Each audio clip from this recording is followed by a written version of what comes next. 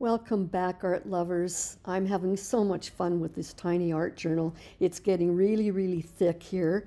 This is getting towards the end of this book.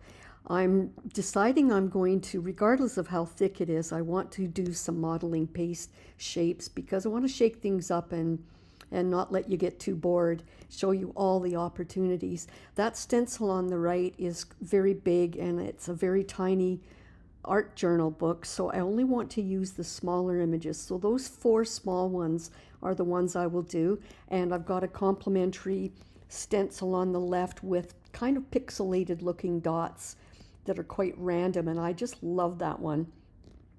So let's start with that. I've got my modeling paste. It's getting very much at the bottom of the barrel, so it doesn't spread very well for me, but I'll do my best. I don't want to do this entire stencil. What I want to do is create the illusion of the shapes on the right and then these dots on the left looking almost like pixelated bits of those shapes. I'm wiping off anything that touched that tab because, as you can see here, there's already a modeling paste texture on the tab, which is really fun. So I'm kind of going with that. So where I've got those dots, I've got them kind of in the center of the page mostly, leading up towards that tab as an illusion. And now I've got the 4 shapes on the right. I don't want to have any modeling paste touch the bigger ones, so I've covered them with paper so that when I put the modeling paste over top, I don't have as much to wipe away where I don't want it. Unfortunately, that paper shifted when I did this. If I only had 3 hands, I could have had this done a little better, but that's okay. I'll wipe the excess off later. So even though it's getting a little lumpy, I'm trying my best to spread this out with a small paint spreader and get only the areas. I'm using the bigger paint spreader now just to spread across evenly on all of them because it was an uneven application. And I'm using my fingertip to wipe away while the stencil's still in place any excess that went over the stencil. If I would have had a Q-tip, it would have been really handy, but I didn't. My hands were quite busy as it was. So while the stencil's still in place, that's the time to get most of this pressed off. And then I pulled it away. Isn't that wonderful? I just love how whimsical that is. So I'm using a very wet Kleenex it looks like I'm pressing really hard, but I'm not. But what I'm doing while it's really wet there is just pressing down gently to remove the modeling paste that's beyond the image that I want. It looks like I'm rubbing hard, but I wasn't really. So as you can see, it would have been easier to do most of that while the stencil was still on, but I couldn't do that so much for this bottom area, but this is working out quite well. I end up getting a knife, which I use to scrape off any of the bits that are sticking out really far, but don't worry, I'm not pressing really, really hard with it. I'm only lightly scraping it away because this is just vulnerable paper underneath and I don't want to scrape the surface of the paper. I decided I didn't like that little triangular bit there. It was competing against the section on the left. And while I was at it, I took my fine liner with white paint in it and I decided to dab a little bit of the black paint that bled through the seam on a previous spread. Already this is looking quite fun. Give it a really good dry, mostly the paint, because the modeling paste at this point was quite dry. Now, because the modeling paste doesn't absorb paint and the paper does, I'm putting a random coating of matte medium all over the page. So I'm not perfectly catching every bit of the paper because I want to on purpose allow the paint when I add it to settle differently throughout the paper, and you'll see the advantage of that later on. I noticed when I was checking the back page that there was a little bit of separation from the tissue paper, so it was a good time, since I had the matte medium on the brush already, to fix that corner on the back side of that page. So now everything's really dry, and you're going to see how that wet paint sits differently on top of the modeling paste versus the paper. So I'm starting off with a bright yellow, And then I'm dabbing water, and the very first thing I'll do is quickly dab the inside seam there, the crease of the book, because otherwise it can bleed through to the back spread, the back pages. So I'm just lightly dabbing. I want this to be very intuitive and organic, so I don't want to force anything too much, but I do like how random that paint went down. And now I've got my quinacridone red. If you mix it with a lot of water, it becomes very pink. And I love how pink works with this yellow. So that's the two colors I'm pretty much working with here right now. And I'll probably stay with just those two colors. So again, I'm just randomly brushing it on, and wherever especially on the right there, you need the paint to be very fluid when you want it to go into the grooves of the modeling paste. It doesn't, it sits on the top of the images only briefly, but it tends to settle down into the crevices. And that's what I like. Again, it's like a river going through a canyon. So you'll notice that I'm going to do several attempts at adding this very fluid pink over the modeling paste areas. I don't worry too much that it's going all over them. It will settle into the outlines of the modeling paste as it dries. And now I think you can see that there's different textures all over the page, and that's why I did not purposely put matte medium evenly everywhere. I like that mottled effect. So you'll see it better once we zoom in, but it's reacting differently to the paper that's got modeling paste and the paper that's got matte medium and the paper that doesn't perhaps have any of that. I'm really liking it. I'm watching here and letting the paint flow into the crevices.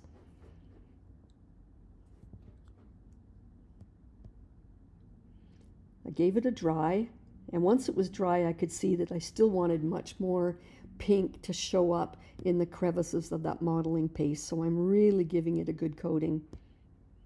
I probably could have just poured all of that from the container right over the page and watch it settle, and that would have worked as well. But I'm having fun getting lost in the moment here, and that's part of the purpose of this, is just to play.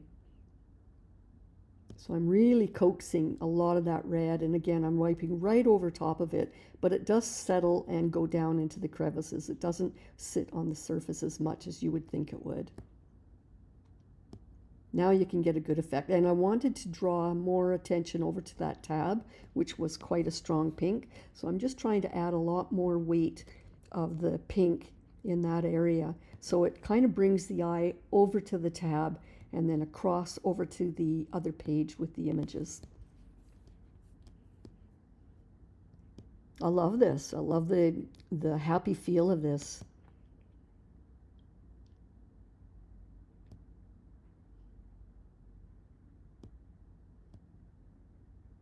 I can't help but smile when I see this spread, see these colors, and see what they're doing. And again, I'm trying not to overdo the bottom left spread. And what I did, because the book is getting really thick, I had to weight down with a clip so that that pink would stay where it's sitting towards the tab and not flow away from there. Now it's dry. You can get a better idea now of how the paint is playing with the textures of the modeling paste. My next spread on the next day was, I decided the theme would be alphabet and letters and numbers, letters actually. And I had a stencil that I mono-printed with white paint on the Gelli plate. You know, I like to use my stenciled mono white prints over top of strong colors. So this time I thought, let's have fun. And I wanted to do the bottom half with the one stencil that showed just as if you took a bunch of letters and dropped them into a pile. And then the top is going to be slightly different. And as you know by now, I like to have a very strong impression of color underneath, so that when the stencil with the white goes over top, the colors underneath are strong enough to still show through. I'm using my finger because I want this to be a very cloudy look and very, very random. I don't want it to this blue to touch the gold. because it turns into green. So I'm purposely staying a little bit away from the gold, but getting it as close as I can. And I keep dabbing to make sure that none of that fluid bleeds through into the center seam. So when I pour it like that straight out of the bottle, it doesn't flow as much and it stays in place.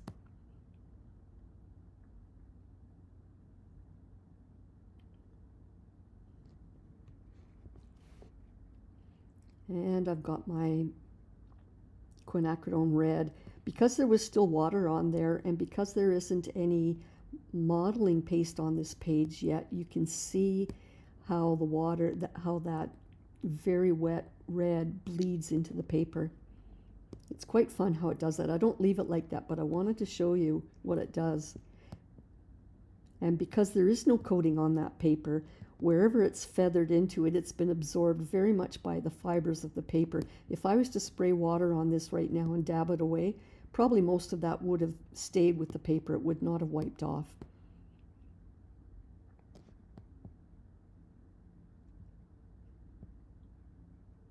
I decided, because I am going to put a lot of white tissue paper with white paint over it, I thought I would enhance the bottom red, make it a little more red than pink, make it really, really bold because I want it to show up. That's really strong. But again, I know that I'm covering this with a pattern, and on that tissue paper, wherever there is transparent image, it will pick up this color.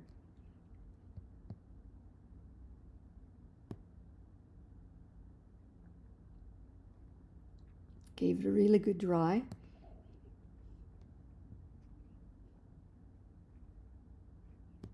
And now let's just see. I've started to cut that page down a bit. I'm playing around with the angles, but I decided I want to keep it horizontal.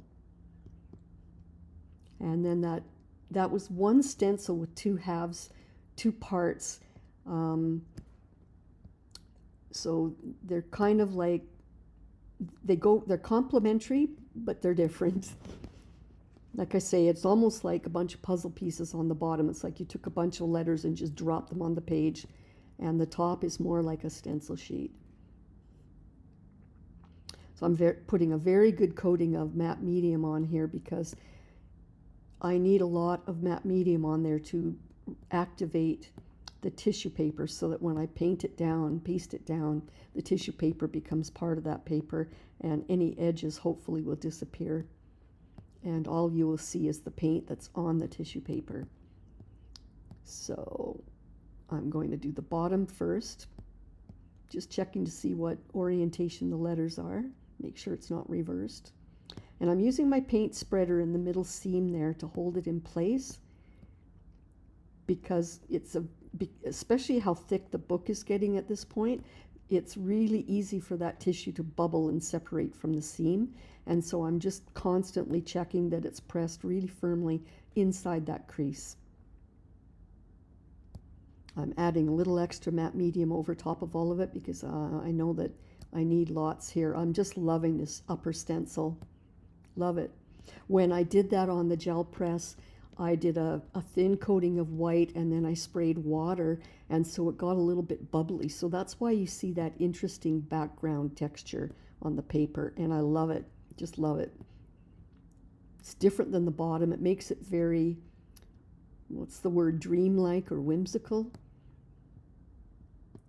I decided I knew there was an extra little strip there. I had originally cut off too short that piece of tissue paper, so I'm going to need this little strip here.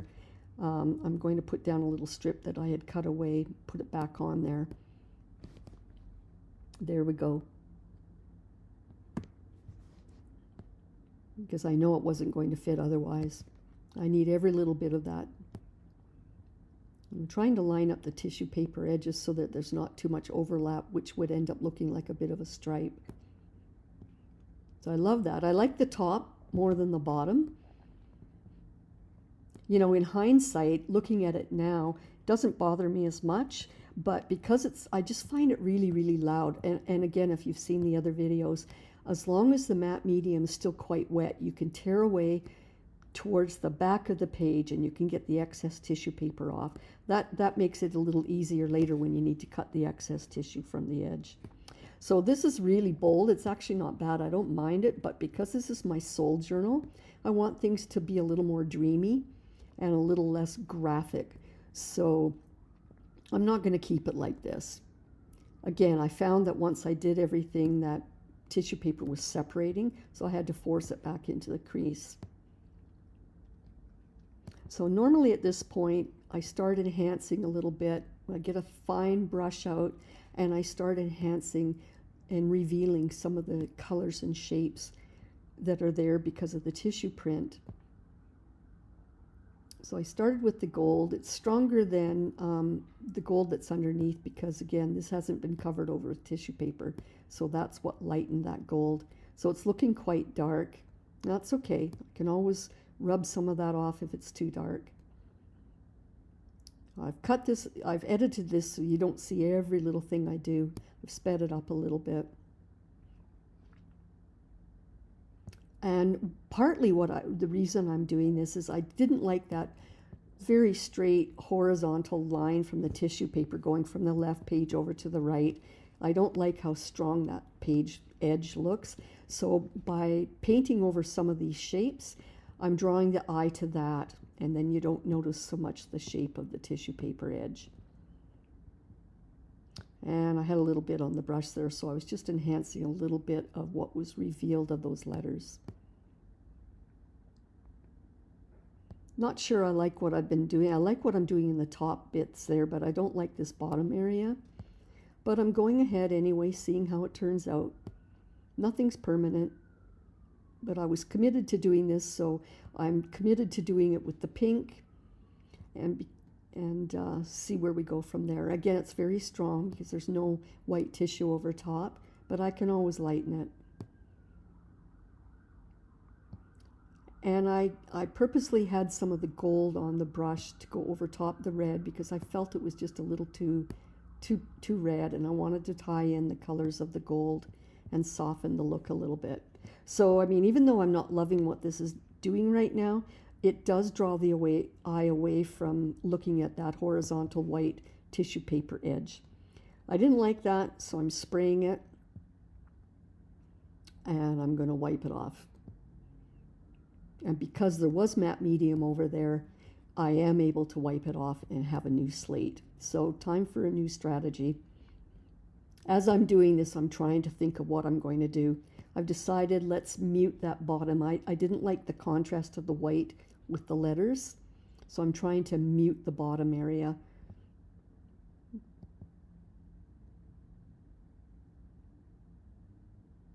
And that is working as far as muting it.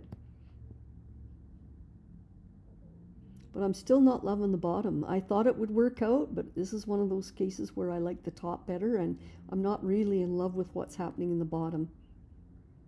But again, with my abstracts, it's all about layers, layers and layers and layers. So you can't get the final result if you don't do these. And a middle stage like this always looks really ugly. It always looks like a disaster, but it ends up being very, very useful in the long run. So I'm going to keep this as it is for now, and then I thought, no, once I dried it, I thought, no, I just love the top, and I found in my stash another piece of that top part of the stencil that just showed those letters, again with the mottled looking white background. So I decided, let's put a whole layer over top, the whole 2-page spread. Already I'm liking it better. And I actually love how it gets muted and the background gets covered by the tissue, but then that row of letters, the K, L, M, N, O, P, Q, R, I love how those show up now, and they weren't there before. So, and it's funny because I've decided to keep that middle part that looks almost like a roller coaster.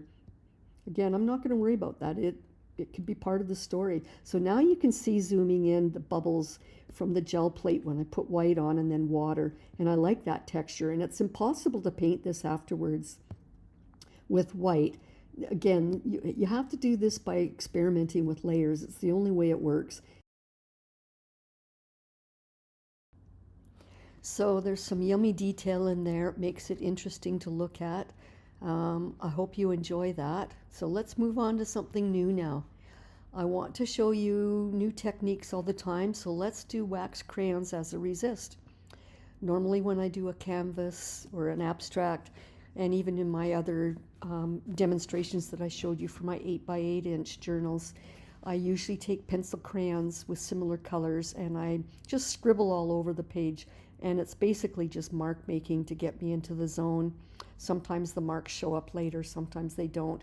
In this case, even though I don't have a plan as far as the shapes or what I'm doing, and I am just making marks, I know that they're out of wax crayons and they will become a resist. So that's why I'm pressing a little harder. I'm making obvious zigzags because I want you to see the resist later on when I add a layer of paint over top.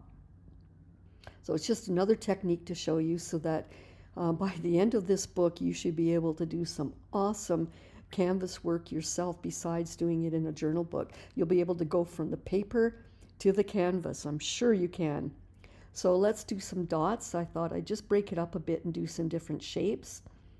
So again, I don't know if these will show up later, but I just felt compelled to do dots.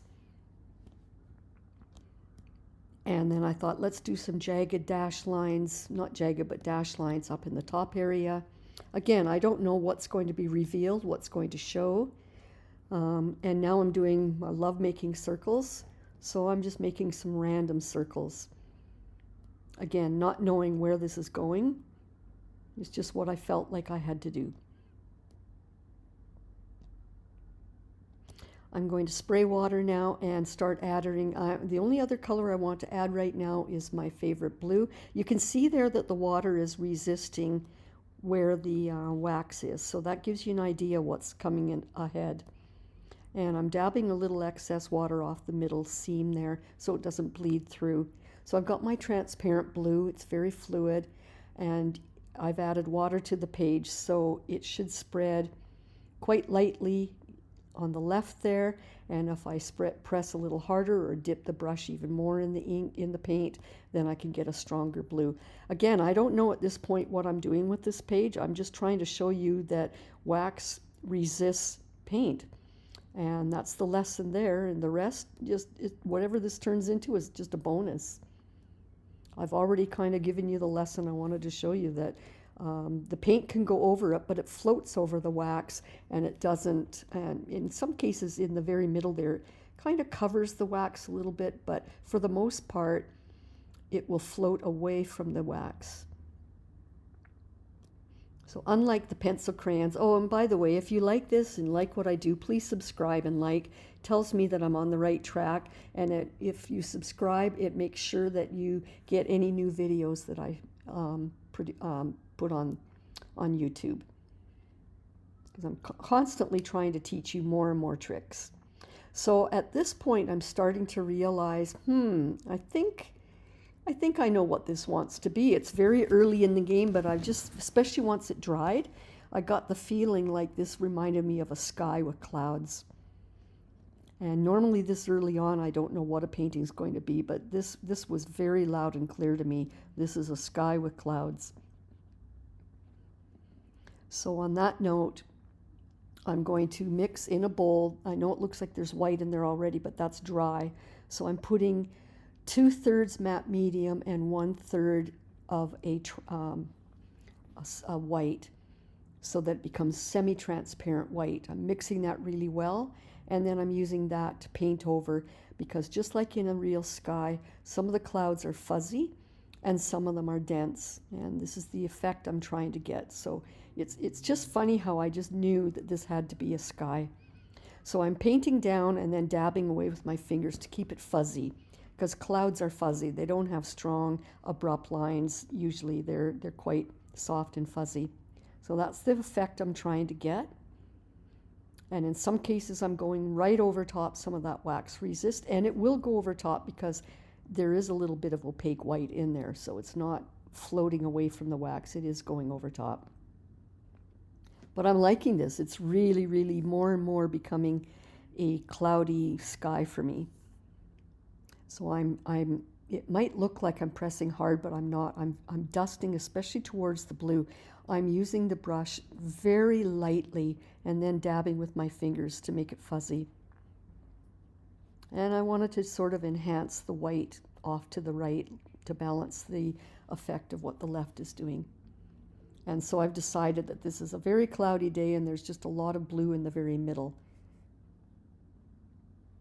Liking it so far. And because I want to show you that you can really create depth in paintings, what I did with the white was to bring the clouds forward. Now I'm adding strong blue to bring the blue backwards. So it even helps give more of an illusion of sky going deep into the background and clouds floating over top. And I'm fanning with the brush very lightly as it starts to join the white. I gave that a good dry.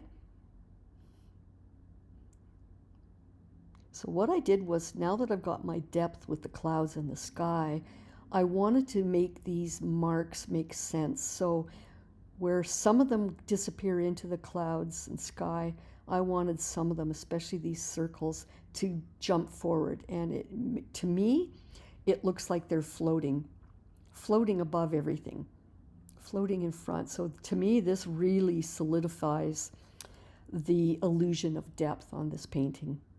I'm crazy about this. Just really, really like it. So I thought I'll do a little bit more with some of the dots.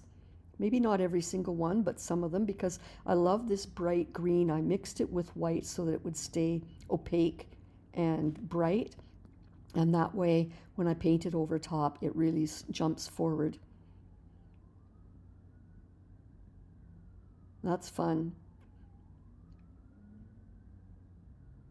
Really, really fun.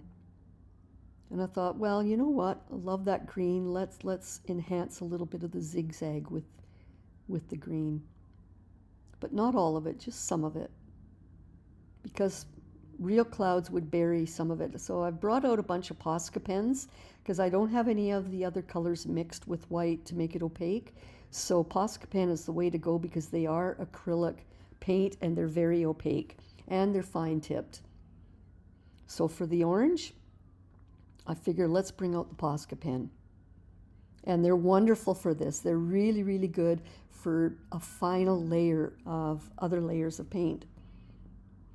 So I'm going to bring out the dash lines because the Posca pen is the same orange. And it makes them pop forward as well. I don't want to overdo it on the spread. I really, really don't. I'm going to bring a little more. The reason why I want to bring that orange over there is just to draw the eye over to the right side to balance the whole page. And I think it works. And because the blue over top in this middle area here, because the blue over top of the orange made it really muddy looking, I think it helps to go over that a little bit with the Posca, because it'll sit on the front and make it a little bit brighter and less dirty. So I like that. I like it as it is. I think that's fun. It's a playful sky is what I would call that if it was a canvas. So I had so much fun doing that one. Let's kind of go along that theme a little bit more. Let's do my typical mark making that I do on canvases, which I've done on many of my other larger mixed media book videos. So I'm starting off with the pencil crayons. I've got about 4 or 5 of them. They're not water soluble, they're not wax resistant, any of that. They're just for mark making. Some may or may not show up later, who knows. And then of course we've got the wax crayons, which just like I said in this last spread, they will become a resist, especially if I put it on fairly heavy. It will provide a bit of a resist for any wet paint. But again, and in this case, you might think I'm really going bonkers here, and I am. But I want to show you how you can take these and explore even further. That's the whole point of these lessons, is to show you as much as I can, and so you can take it in what direction you like. So I put quite a few marks. These ones are with the wax. And at this point, I don't even know what color I'm going to paint over top. Again, this is just getting into the zone. I'm not even thinking about that. And I prefer things like that. They kind of just pop into my head almost within the second that they're needed. I can't explain it, but that's just how I work. So I'm going to protect the spread page behind and the fresh pages ahead. And now I'm trying to decide. I don't know what color again I'm doing yet, but I bought at the art store yesterday this cool new stencil. I will leave information on it because it's brand new. I can tell you exactly what number the stencil is. And I've got a brand new tub of model paste. And by the way, I'm standing corrected. I see on the tub it's called molding paste. So I'll do my best to say molding paste from now on, but I have been calling it modeling paste. So this is spreading on beautifully. It's just so nice. I'm doing a very, very thin layer with my small paint spreader. Go in one direction and then go in the other direction just to smooth it out, and then lift the stencil straight up. Notice I put that on the bottom third, not across the middle. Trying to let you know that even though this is just an art journal, I'm trying to teach you some of the rules of abstract painting, that if you're going to do this on a canvas, especially for a gallery or for sale or for your wall, you shouldn't have things right dab in the middle of a page. You should have them off center slightly. So on the bottom left there, I put the molding paste on the bottom, and on this right spread, I'm doing it in the upper right. And again, pull it straight up. Plus, I didn't do them the same. On the left spread, it's straight across, and on the top right, it's more in a squared pattern. It's a different shape. And to teach you some good habits right away while you've got a fresh stencil, spray it with water and wipe it down before you put it back in the container. And that way they don't become a big mess like most of mine are. But when I had all my other stamps and kind of got them kind of ruined and couldn't tell you what the model of it was, I wasn't doing YouTube videos at the time, so I wasn't thinking ahead. Now I'm trying my best to give you as much information as I can. So I gave that a good dry. And now, just like that last spread, I'm getting out a smaller brush and I'm going to put matte medium all over, but again, very random. I'm not trying to cover every square inch of this page, because just like the last one, I want you to see the fun of how the paint reacts on the different surfaces. So there's the regular paper surface, there's the surface where there's matte medium, and then there's the surface where there's molding paste. So lots to give interest to the background of this. So much fun. This is just so intuitive. You just get lost in your zone of pure mindfulness. So I know I'm going to bring out the paint now, and I guess at this point I've kind of decided what color I'm going to use. The last one was blue, so this time I'm going to have my predominant color being my favorite quinacridone Nicolazo gold. And I'm spraying a good coat of water first. And there it is. That's not high flow acrylic like my little bottles of it are. This is a little bit more pasty. So I like that for this purpose, because I want to, where I've got it really wet, it goes like Indian yellow. And where I've got it kind of thick and pasty there, it stays dark. That's why I love this color so much. You've heard me say it before. My favorite color, because look at how it's such a chameleon. It just turns into so many different shades, all from that one beautiful color. So it depends on the amount of water you add with this one. And again, I'm constantly trying to keep the middle seam not too wet, because it soaks right through into the pages behind. And again, I'm just holding the edge of the paintbrush and feathering it and rotating it, trying not to contrive too much. And then look at the magic when you spread water over it. This is where you get the fun of the paint going into the grooves of the molding paste. Just love that. Love this technique so, so much. Purposely leaving some of it very pasty on the middle of the right spread there, and a little bit here and there. And then the rest I'm dabbing away.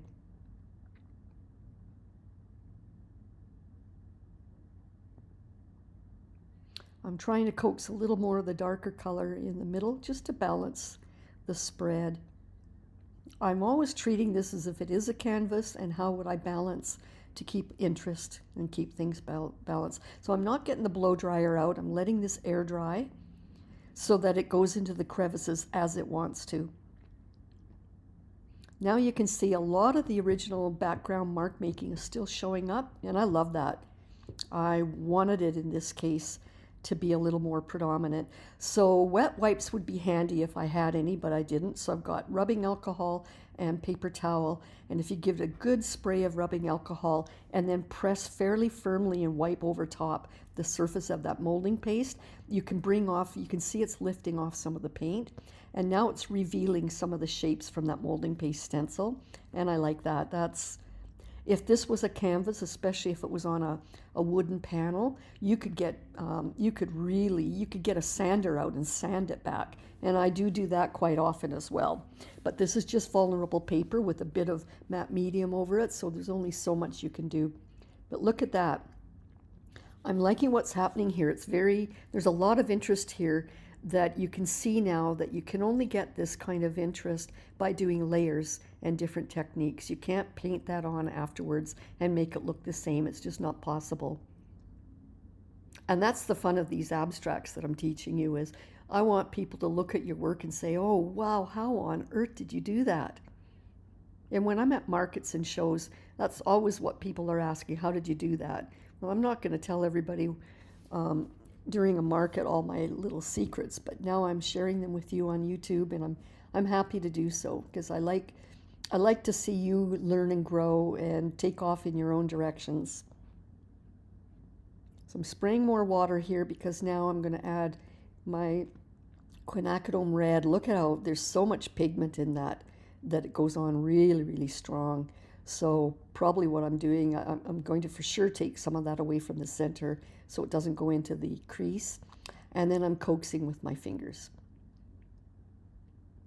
And because the book is so thick, I had to hold it down a little firmer on the left because it's very thick on the left side of the book, and I wanted the paint to stay in place. I let it get good and dry, and now I'm looking. A lot of times with this kind of painting, plus with watercolor, when they dry paler, so it's okay to go over. Now that tube was a mixture of opaque white paint and that transparent blue, so I like using it because it gives it's a little bit more opaque and a little bit brighter, but still reveals some of the mark making in the background. And that's why I put the mark making with the crayons in the background anyway, so they would just very, very subtly show through. If you were to take crayons now and color over top, it would be quite bold, and I prefer how they disappear into the layers.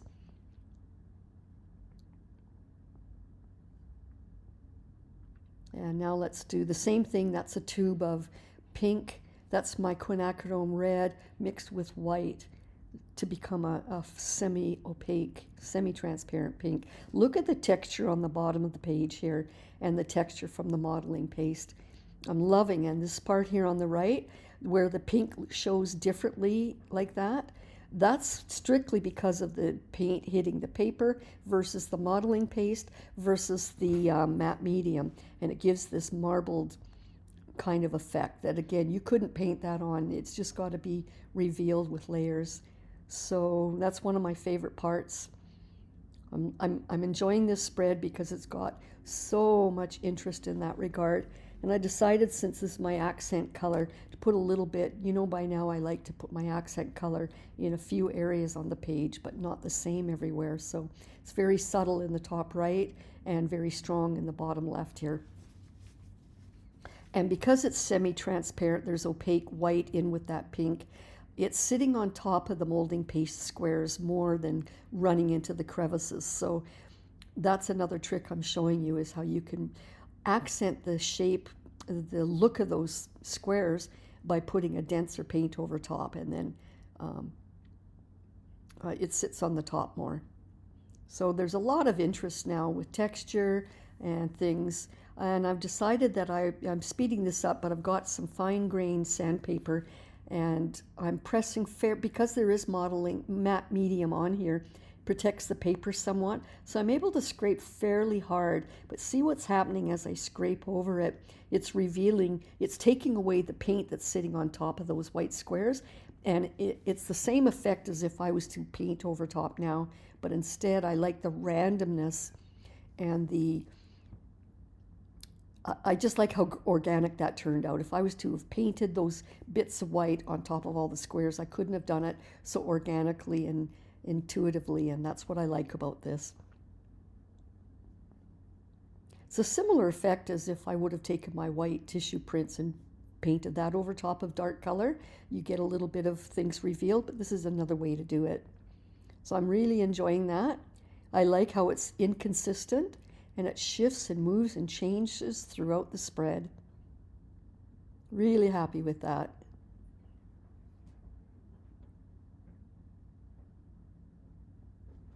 I hope you like it too.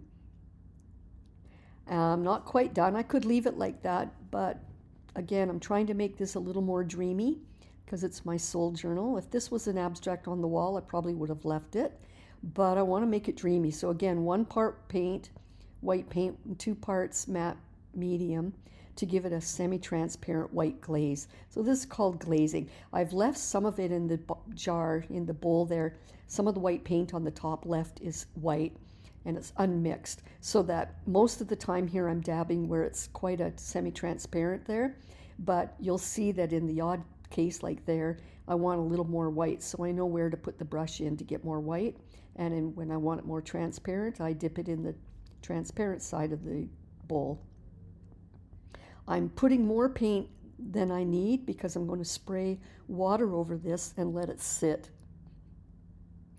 And when I spray the water over it, I'll show you close up, it makes it very filmy, and it allows that paint to spread out where it naturally wants to go, and it gives a very dreamy-like look, and I really like that.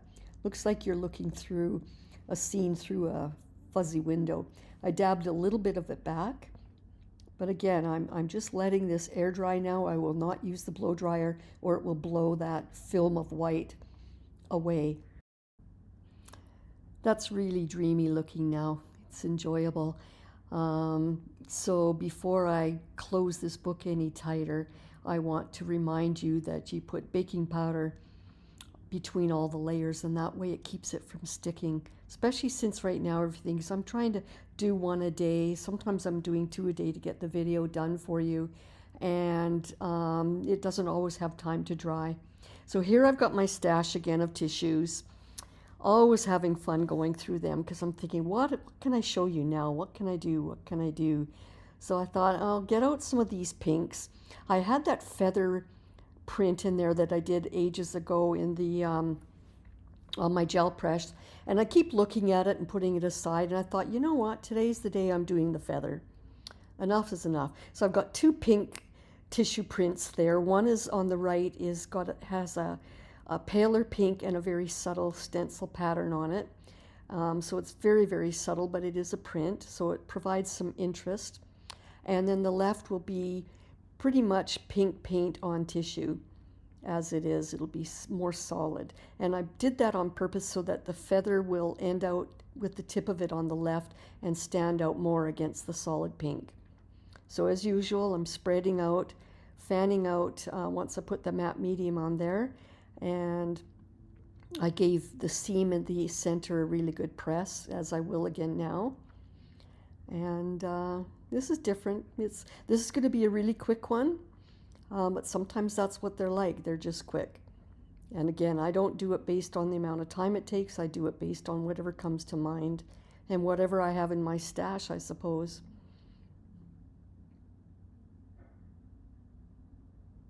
So no mark making this time, no modeling paste, none of that.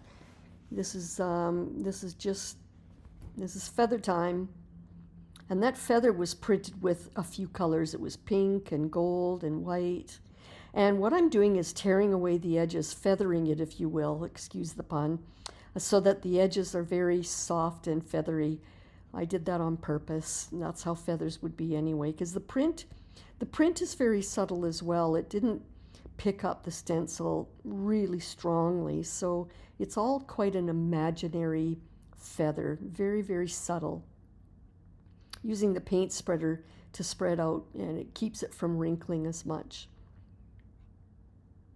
And I'm just giving a good press along the edges and at the corners so that it stays down. And while it's still wet, then with lots of matte medium on there, again, if you tear away from the page, you can remove some of the excess tissue. So now I'm just dabbing with a little bit from that tube of pink that was mixed with white so that it's fairly opaque. And this is just a way of bringing out a little bit of the silhouette of the feather without outlining it outright. And I'm even missing a little bit there on the right top right there, but that's okay. This is not, I don't want it to be a perfect feather. I want it to be very random. So I'm just dabbing with my finger a bit. And now what I've decided to do, I don't want to do much on this, so the only thing I could think of is to put some white opaque paint that's quite fluid into the bowl, use a fine liner pen, this is brand new, and I'm just going to bring out the white detail, some of it, not all of it, just some of it. And of course I've edited this so that you don't get bored.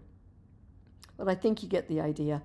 And I'm not doing all of the white feather idea, I'm only doing the thicker areas.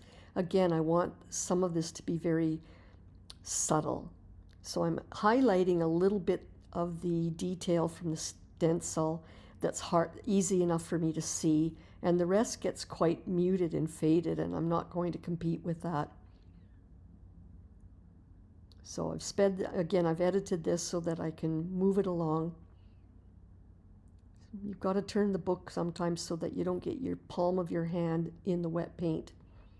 So again, you can see I'm not doing every little area.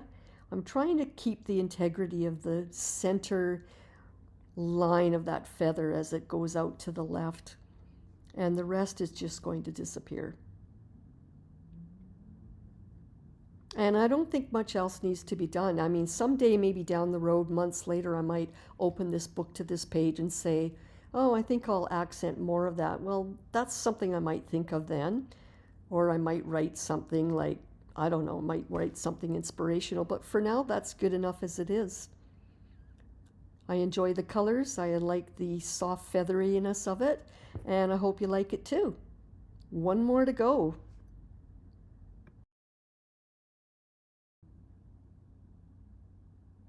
I'm thinking green background because we haven't had green in a while. And I'm thinking let's do more of these wax crayons because they're fun. And I don't want to overdo this spread because I want to show you just how quick and simple and sometimes amazing they can turn out without a lot of effort. The whole point is just to play and experiment. We've experimented quite a bit now with these crayons, so here's just one more effect. Definitely because I'm going to put a wash of color, I had to protect that inside seam with some tape. And I've got paper towels underneath each page as well. And I'm going to give a good spray of water. You can see it resisting the wax there. And let's just do a big wash of green. And in this case, I want to show you the concept of dribbling down the page, letting the water flow. Because that's another thing I really enjoy, which is intuitive. You can't ever guarantee how it's going to work. But I love that. Like, look how fun that is. And it was just as simple as could be. I'm dabbing ever so lightly. And inside, because the crayon acted as resist in those two spots where it left it white inside, I'm just spraying to allow the water to go right through into the middle of the circles. And then I'll just dab lightly and again grab the crease there and make sure it's not wet along the crease. So I'm just very, very lightly dusting that paper towel. And I like this just as it is. Once it's dry, someday down the road, again, this would be a really good spread to get a pen out and write a quote. Or not. It's just sometimes it's nice to keep this book so it's not all busy pages.